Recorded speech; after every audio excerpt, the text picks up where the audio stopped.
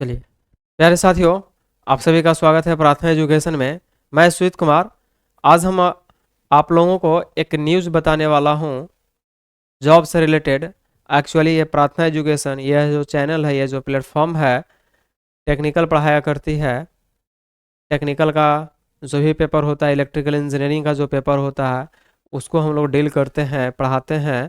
लेकिन बहुत सारे जो जॉब आते हैं, है ना, technical job, non technical job, तो उसको हम अपडेट नहीं करते थे, है ना।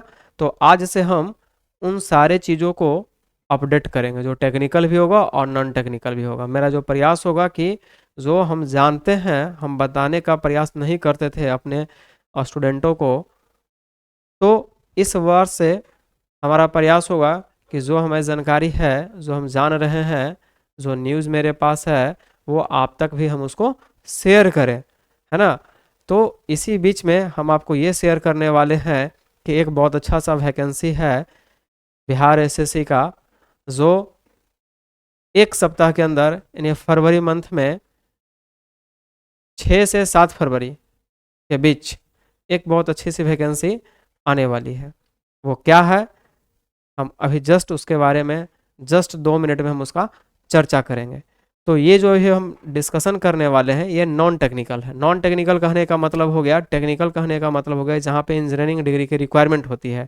इंजीनियरिंग में मैं बात करूँगा तो या तो सबसे छोटे से बात करें, नीचे से बात करें तो आईटीआई, फिर डिप्लोमा जिसको पॉलिटेक्निक बोल सकते हो, या फिर बीटेक बोल सकते हो। तो इसको हम लोग बोलेंगे, ये जो योग्यताधारी होते हैं, इनका जो जॉब का नेचर होता है उसको हम लोग टेक्निकल जॉब बोलते हैं।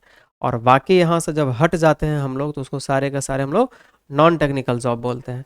तो नॉन टेक्निकल के बारे में हम आपको आज डिस्कशन करने वाले हैं, ठीक है। तो आइए हम बात करेंगे सबसे पहले कि ये जो है बिहार स्टाफ सिलेक्शन कमीशन, यानी कि बीएसएससी, जिसको हम लोग बोल सकते हैं कि बिहार कर्मचारी चयन आयोग, है ना, बीएसएससी निकालने वाली है। इसी के तहत आपका नियुक्ति होने वाला है। पद क्या है, कौन सा डिपार्टमेंट है, आइए हम बात करते हैं कि पद का जो नाम होगा, अवर सांख्यिकी पदाधिकारी या फिर प्रखंड सांख्यिकी पदाधिकारी।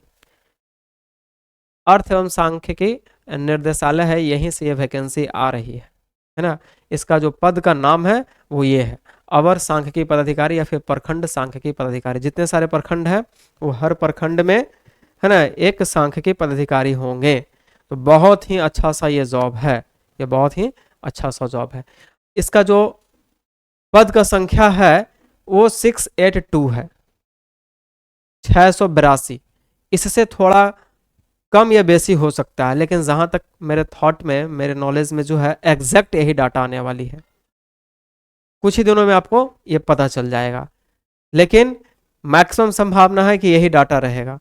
हो सकता है कि 680 भी हो सकता है, या चलिए थोड़ा सा मैं इसमें करेक्शन कर लूँ कि यहाँ पर ये जो हम डाटा बताए हैं, इसमें थोड़ा सा चेंजिंग भी आ सकता है। हो सकता है कि 680 हो जाए या फिर 685 के आसपास हो, लेकिन यही डाटा आ सकती है।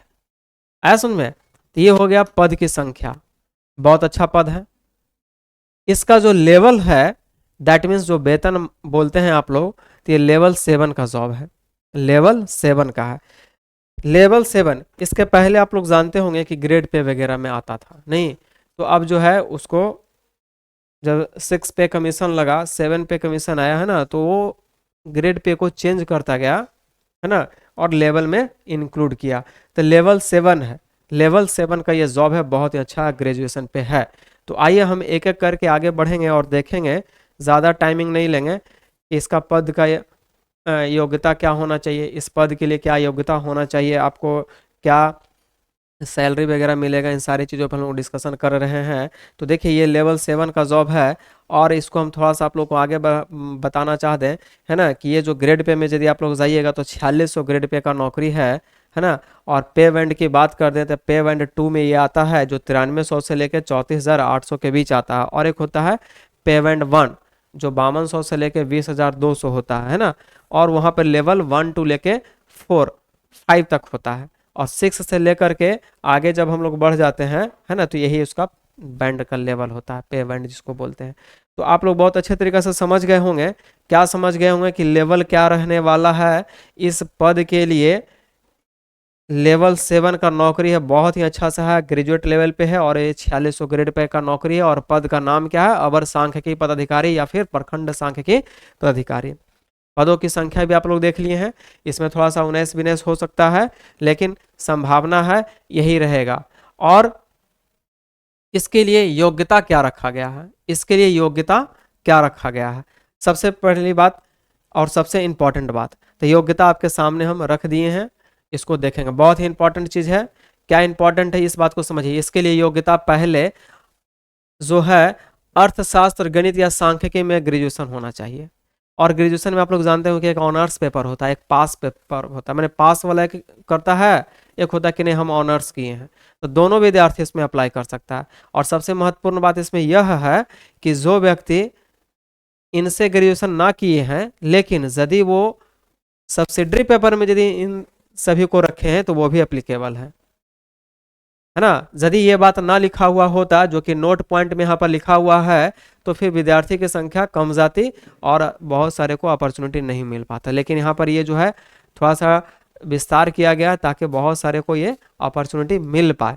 तो क्या रखा गया है फिर से मैं बता देना चाहता हूँ। शैक्षणिक योग्यता, मान्यता प्राप्त विश्वविद्यालय से अर्थशास्त्र, इकोनॉमिक्स बोलते हैं, गणित मतलब मैथ, और सांख्यिकी दैट मीन्स स्टैटिक्स में क्या होना चाहिए, स्नातक होना चाहिए। नोट में क्या लिखा है कि पास कोर्स, ध्यान से देखो यहाँ पर बात कर रहे हैं एक पास कोर्स, एक होता है ऑनर्स, ग्रेजुएशन करने वाले दोनों होते हैं, दोनों ग्रेजुएट कहलाएंगे, लेकिन एक में ऑनर्स लगता है जिसको प्रतिष्ठा बोलते हैं, एक पास होता है। तो यदि कोई पास कोर्स भी किया है इन विषय से या पूरक विषय दैट मीन्स सब्सिडरी, सब एकदम आपको रख दिए हैं, इससे यदि कोई व्यक्ति पास किया है तो इस पद के लिए योग्य है, इस पद के लिए वो योग्य है। तो क्या क्वालिफिकेशन है, जानकारी मिल गया। पद की संख्या क्या है वो जानकारी मिल गया। वेतन क्या मिलेगा यानी लेवल क्या होगा वो भी जानकारी मिल गया। और किस डिपार्टमेंट से आ रहा है, कौन निकाल रहा है, इसकी भी जानकारी आपको मिल गई। बिहार एसएससी निकाल रही है ना। और अर्थ एवं सांख्यिकी निर्देशालय जो है वहां से वैकेंसी आ रही है ना। तो आइए अब हम आगे देखेंगे कि इसका उम्र सीमा क्या रखा होगा, बहुत ही इंपॉर्टेंट फैक्टर है ना। और चयन प्रक्रिया क्या होगा, ये दो चीज है, ये दो चीज बहुत ही इंपॉर्टेंट है। तो आइए हम बात करते हैं वन बाय वन। उम्र सीमा सबसे इंपॉर्टेंट। तो उम्र सीमा का जो गणना किया जाएगा, ध्यान से देखिएगा, उम्र सीमा जो 21 वर्ष न्यूनतम है सभी कोटि के लिए, लेकिन उम्र का जो गणना किया जाएगा उसमें दो डेट लाइन होता है, बाउंड्री, यानी इन दोनों के बीच में आपका डेट ऑफ बर्थ लाई करना चाहिए। बात समझ में आ रही है। तो वही अभ्यर्थी के लिए उम्र सीमा का जो गणना है 1/8/24 के आधार पर की जाएगी, परंतु वैसे अभ्यर्थी जो दिनांक 1/8/2010 को सरकार द्वारा निर्धारित अधिकतम उम्र सीमा जो धारक करता है। तो बहुत ही इंपॉर्टेंट यहाँ पर यह है कि यहाँ पर ये जो है यहाँ पर भी रिलैक्सेशन मिलने वाला है आप लोगों को, बहुत सारे को यहाँ पर यदि ये डाटा जो दिया गया है 2010 है ना, इसको थोड़ा सा चेंज कर दिया जाता तो बहुत सारे विद्यार्थी अप्लीकेबल ना होते, लेकिन ये इतना अच्छा दिया गया है ताकि सभी लोग जो अप्लीकेबल हैं उम्र के मामले में थोड़े से छूट जाते हैं ना, तो उनके लिए ये राहत की बात है। और 21 वर्ष होना चाहिए, उम्र सीमा न्यूनतम 21 वर्ष होना चाहिए। और अधिकतम के लिए जो बिहार सरकार का रिजर्वेशन है ना जनरल के लिए, और ईबीसी, बीसी, एससी एसटी का जो रिजर्वेशन है उसके अनुसार से उनको वो उम्र का रिलैक्सेशन मिलता है, एज का रिलैक्सेशन मिलता है, जो कि डिटेल एडवर्टीजमेंट आएगा तो आप देख लीजिएगा। मोटे तौर पे जो हमको जानकारी है उसके अकॉर्डिंग हम आपको ये बता रहे हैं, और फुल ऑथेंटिक है। हम कभी आपको इस प्रकार का न्यूज़ नहीं बताया करते थे, लेकिन बहुत सारे को हम देखें कि न्यूज़ बताते रहते हैं और हमारे जो विद्यार्थी हैं वो न्यूज़ से वंचित रह जाते हैं और इधर उधर के भ्रामक न्यूज़ में चले जाते हैं। तो हम एकदम ऑथेंटिक और हूबहू एकदम यही आएगा, याद रखिएगा। बस आप इंतज़ार करेंगे 5 से 6 फरवरी, और ज़्यादा से ज़्यादा देर डिले हो तो 10 फरवरी के अंदर में ये वैकेंसी आ जाएगी। तो देखिए चयन का प्रक्रिया जो होगा मेगा सूची बना के किया जाएगा। किस आधार पे, तो दो टाइप पे, एक लिखित परीक्षा, लिखित परीक्षा 75 अंक का होगा है ना। रिटन टेस्ट होगा, या तो कंप्यूटर बेस्ड टेस्ट ले सकता है या फिर ऑफलाइन ले सकता है, मैंने ऑनलाइन या ऑफलाइन दोनों एग्जाम कोई भी हो सकती है, लेकिन वो 75 अंक का होगा। और 25 अंक जो है, जो इस डिपार्टमेंट में संविदा के आधार पे जो जॉब कर रहे हैं उनके लिए ये 25 अंक दिया गया है।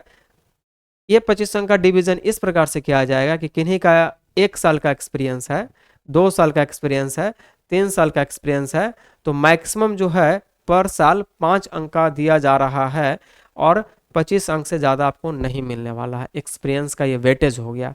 तो आपका लिखित परीक्षा होगा, और जो उस डिपार्टमेंट में यदि संविदा पे हैं तब, और यदि नहीं रहेंगे तो इससे कोई मतलब नहीं होने वाला है। यही आपका चयन का आधार होगा। एग्ज़ाम लिया जाएगा। एग्ज़ाम आपका जो बिहार एसएससी का पैटर्न है, जो आपको बोलते हैं कि सीजीएल का पैटर्न है, सीजीएल 4 भी आने वाला है, सीजीएल 4 के में ही ये वैकेंसी आती, लेकिन इसको अलग कर दिया गया उससे, उसमें आने से थोड़ा सा डिले हो सकता है ना, लेकिन ये उससे पहले ये वैकेंसी आ रही है और इसमें कोई डिले नहीं होगा। बहुत जल्द आपका इसमें सिलेक्शन भी हो जाएगा। सिलेक्शन हो जाएगा दैट मीन्स एग्ज़ाम लेगा, कंटिन्यू सारा कुछ कराएगा, और आपका यदि इसके योग्य हैं तो आराम से सिलेक्शन हो जाएगा। कहने का मतलब कि बहुत जल्दी वैकेंसी आ रही है। ठीक है, तो चयन प्रक्रिया समझ गए। एग्ज़ाम का जो लेवल होगा वो भी आपको जब ये डिटेल वैकेंसी आ जाएगी तो फिर थोड़ा सा और हम उसमें डिस्कशन कर देंगे, लेकिन मोटे तौर पे जो होना चाहिए जानकारी वो मैं आपको बता दिया हूँ। ये बहुत ही इंपॉर्टेंट है और बहुत ही महत्वपूर्ण है। तो देख लिए आप लोग कि क्या क्या आने वाला है, क्या क्या आपसे पूछने वाला है ना। तो हम सब कुछ का चर्चा कर दिए हैं, कौन सा डिपार्टमेंट लेके आ रहा है और किसके तहत ये चयन होगा। तो बिहार कर्मचारी चयन आयोग है, यही करने वाला है। पद का नाम ये हो गया, संख्या ये हो गया, वेतनमान ये हो गया, और आपका योग्यता ये हो गया, और आपका एज का रिलैक्सेशन और एज ये हो जाएगा, मिनिमम एज, और आपका चयन का प्रक्रिया ये रहेगा। तो हम उम्मीद करते हैं कि आपको ये बहुत ही यूजफुल नजर आएगा और बहुत ही महत्वपूर्ण होने वाला है। तो अब इसी प्रकार से हम ज़्यादा लेट ना करेंगे, अपने बातों को हम समाप्त करेंगे। अब जो भी न्यूज़ आएगा, जो भी एग्ज़ाम में जो भी वैकेंसी निकलने वाली रहेगी, जो हमें जानकारी रहेगा, हम आप तक साझा करेंगे। तो हम प्रयास करेंगे कि आपके लिए बहुत यूज़फुल होगा। आप यदि नए हैं तो इस चैनल को ज़रूर सब्सक्राइब कर लेंगे और अपने दोस्तों के बीच में इसको शेयर करेंगे।